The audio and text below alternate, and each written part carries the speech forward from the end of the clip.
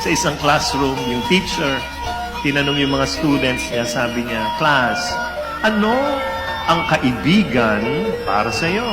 So tinuro niya si Robert, "Ano masasabi mo? Ano ang kaibigan para sa iyo?" Sabi ni Robert, "Ma'am, kasama in good and bad times." Oh, very good.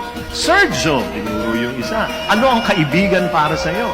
Sabi ni Sergio, "Sabihan ho ng secrets, pero walang judgments. Yan ang kaibigan sa akin." Oh, very good.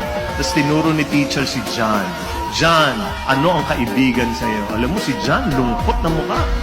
At sabi niya, "Sa akin po, ang kaibigan, ang pinakamasakit na tawag sa akin ng taong mahal ko."